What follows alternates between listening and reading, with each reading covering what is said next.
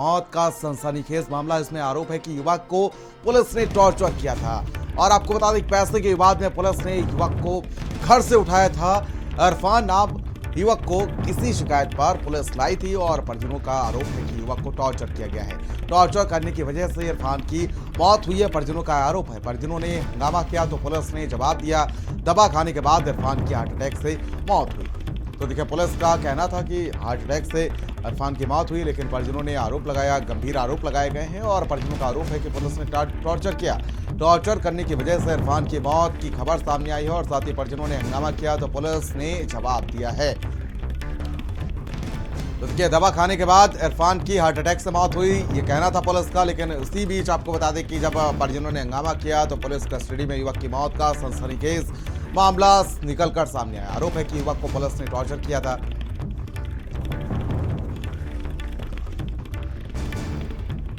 तो पैसे के विवाद में पुलिस ने युवक को उठाया था। इरफान नाम के युवक को किसी की शिकायत पर पुलिस लाई थी और उसके बाद उसकी मौत हो गई। परिजनों का आरोप है कि युवक को टॉर्चर किया गया और उसके बाद पुलिस ने भी जब हंगामा होता हुआ देखा तो ये बात कबूली है कि उसकी मौत हुई है। परिजनों ने हंगामा किया तो जवाब दिया पुलिस ने। सुनील राघव हमारे सहयोगी हमारे साथ जुड़ चुके हैं। सुनील, क्या अपडेट जानकारी मिल पा रही है? पुलिस की कितनी बड़ी लापरवाही इस पूरे मामले को लेकर सामने आई है और पुलिस कहीं ना कहीं ये बात दबाती हुई भी नजर आई है? जी, मैं बता दूं, ये नकासा थाना क्षेत्र की रायपत्ती चौकी पड़ती है। जैसा कि पुलिस ने जो बयान दिया है उसके अनुसार ये कहा जाता है कि ये जो मृतक है उसकी मां ने इसके खिलाफ शिकायती पत्र दिया था कि मकान में हिस्सा नहीं दे रहा, परेशान करता है। तो इसका कहना है कि ये लेपर्ड वाले थे, वो भेजे गए थे, वो लेके आए थे और दवा खाते ही उसे हार्ट अटैक जैसी संभावना हुई और वो खत्म हो गया। लेकिन परिजनों का आरोप है वो विरोधाभास है बिल्कुल पुलिस के उलट। उसका कहना है कि ये घर से लाए थे जबरदस्ती और वो ऑलरेडी पहले से पेशेंट था और उसको ला करके यहाँ पर इन्होंने चौकी पे बिठाया और वो दवाई नहीं खाने दी। अगर दवाई खाते तो वो शायद उन्हें हार्ट अटैक नहीं होता या नहीं खत्म होते। इस तरह के आरोप परिजनों ने लगाए हैं कि कुछ उनकी पत्नी है, उनके साले का भी ये कहना है कि पुलिस ने टॉर्चर किया या इस तरह से खत्म हुए हैं। मतलब पुलिस के उलट परिजनों का जो बयान है उसके आधार पर। लेकिन पुलिस ने सब पीएम को भेज दिया है और फिलहाल वहाँ पर शांति है और पीएम रिपोर्ट के आधार पर कार्रवाई की जो पुलिस के आला अधिकारी हैं वो कह रहे हैं। जी ठीक है, लेकिन कहीं ना कहीं पुलिस की भी लापरवाही इस पूरे मामले को लेकर सामने आई। देखिए, परिजनों ने जब हंगामा काटा तो उसके बाद ये सारी बातें निकलकर सामने आई हैं। सुनील, आवाज पहुंच रही है आपको?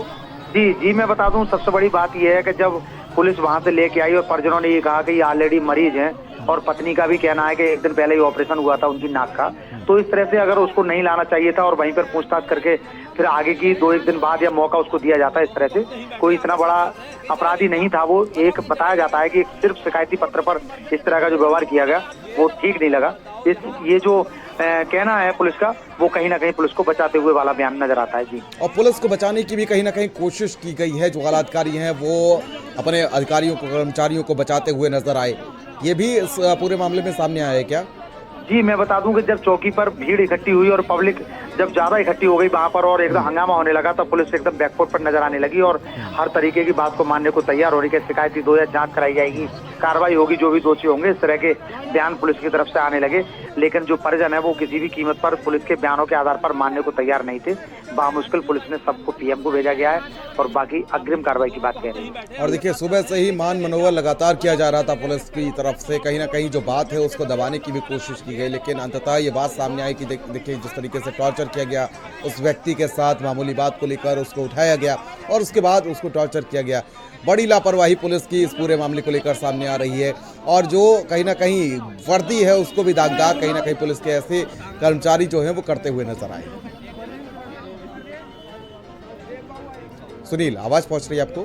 जी, मैं बता दूं कि जब वो परिजनों का जो आरोप है उसके अनुसार तो पुलिस मामले को दबाने की कोशिश कर रही है और एएसपी अलग बयान दे रहे हैं और एसपी अलग बयान दे रहे हैं। तो मामला कहीं ना कहीं ऐसा लगता है कि इस घटना को दबाने का प्रयास पुलिस कर रही है। लेकिन परिजन जो है अपनी पहले वाले बयान पर ही जो आरोप लगा रहे हैं उसी पर अड़े हुए हैं और अब भी उनका जो कहना है परिजनों का वो यही कहना है कि पुलिस की लापरवाही सामने आई और वो बीमार थे और उनका जो बच्चा है एक मृतक का, वो भी लड़का कह रहा है कि अगर दवाई खा लें देते तो शायद उनकी मौत ना होती। संवेदनाएं कहीं ना कहीं मर सी जाती हैं ऐसी खबरों को देखकर, क्योंकि जिस तरीके से देखा जाए कि दवाई तक नहीं खाने दी गई। इतना बड़ा क्या मुजरिम था? मैं जानना चाहूंगा कि आखिर किस आरोप में पुलिस ने उठाया था उसको और उसके बाद उसको दवाई तक नहीं खाने दी गई। जी, मैं बता दूं एसपी कृष्ण कुमार बिश्नोई ने बताया कि ये जो मृतक है इरफान, उसकी मां ने शिकायती पत्र दिया था कि ये हमें परेशान कर रहा है और मकान में रहने देने के लिए नहीं तैयार है और हिस्सा भी नहीं दे रहा है। इसको लेकर के पुलिस गई थी चौकी से और वो इस मामले में लेकर के उठा के लाई थी। जी ठीक है, बहुत बहुत शुक्रिया सुनील तमाम जानकारी के लिए और साथ ही हमारे साथ कहीं चले गए क्या?